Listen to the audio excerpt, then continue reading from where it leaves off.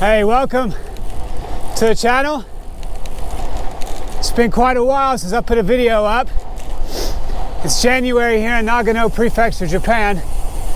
Lucky that I've had a couple of days of warm weather. And when I say warm, I mean a couple of degrees above freezing. It's about 5 degrees now. And we're supposed to get some snow this weekend. But right now it looks all right. I've been traveling to the US and just come back. And here I am climbing the side of Mount Asama.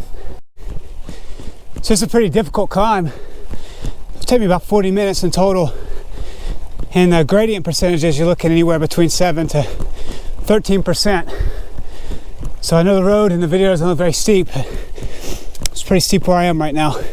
I just wanted to use this video to share a little bit of my experience coming back into Japan during the December month, actually January, during the pandemic.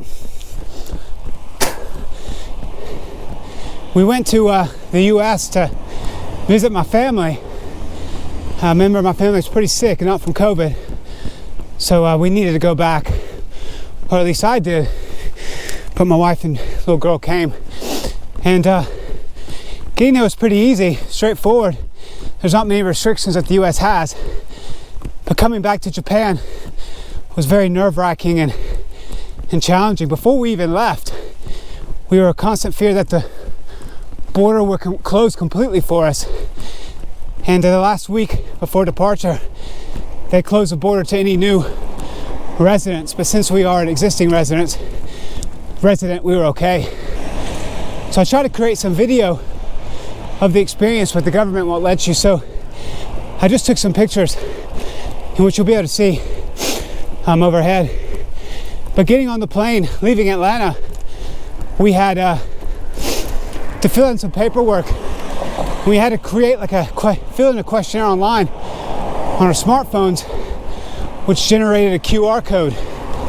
And that's really important because that QR code was read when you got into Japan through a scanner. And if you didn't have that done, it wasn't very good. But the plane ride was crazy. There was no one on it. It's the closest I'll ever feel of having a private jet. I mean, rows all empty all around me. So my wife and I kind of spread out, and my little girl just kind of bounced between both rows that we were both in. So the plane ride was the best ride I've ever had. Best flight. We did wear our masks the whole time, which kind of goes without saying. And we constantly sanitized our hands. And by the end of the trip, our hands were cracked, and it just wasn't a good feel. So though the plane ride was easy, the real anxiety starts when you get back in Japan. And upon getting off the plane, they herd you like cattle through corridors and checkpoints, in which each checkpoint had another piece of paperwork that needed to be completed, or a different piece of information that needed to be provided. In some ways it was very efficient, in other ways it was a bureaucratic nightmare. But anyway, we had to go through. And the last station that you had to get through was the testing station. And luckily for us, my wife and I, we didn't have to do the nasal swab. We just had to spit in a little container. And you'd be shocked at how hard it is to spit in a container when you're forced to. But they have little pictures of lemon and karagibo and things like that to help moisten the saliva glands. But my poor little one, Penelope, she had to have a nasal swab because she's too small to really understand how to spit in a cup. Thought it was kind of silly because I've seen her drool for years, but no, they wanted her to do a nasal swab. So it was really hard seeing your little girl have that. But after that, you have to go and sit in a holding or waiting area for about an hour and a half while they process the results. And luckily for us, we weren't positive, because if we were, we'd have to spend time in government quarantine, which I've read some of the stories online. It's not prison, but it's not a luxurious hotel. So we were blessed that we came through with that and didn't have to go to government quarantine. But we have to sign pledges that we will not break quarantine. The government assigns us 2 weeks of homestay quarantine. And then the final bit is where you have to go through immigration to get back into Japan. And that was probably the most anxiety-filled, stressful time, because you have to provide documentation that you've been tested in the country you left. And it has to be within a 72 period before departure. So we were tested in America, but the government, or at least the immigration official, did not like our paperwork.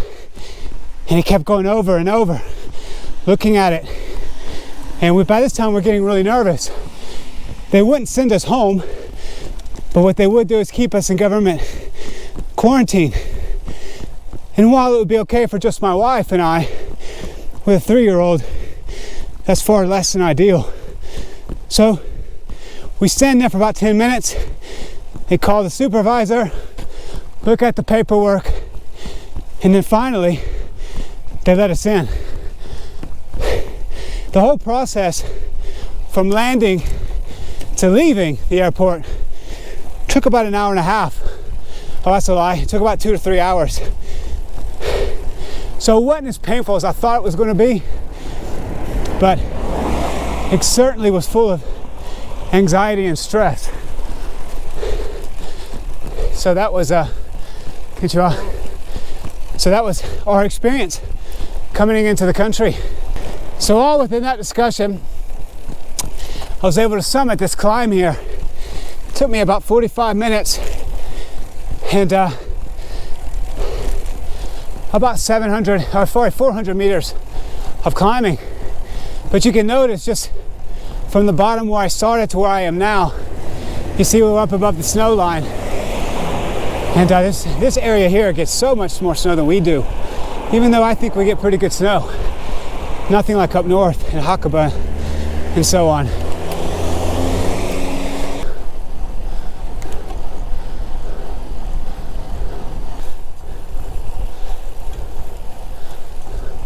So that kind of concludes the video.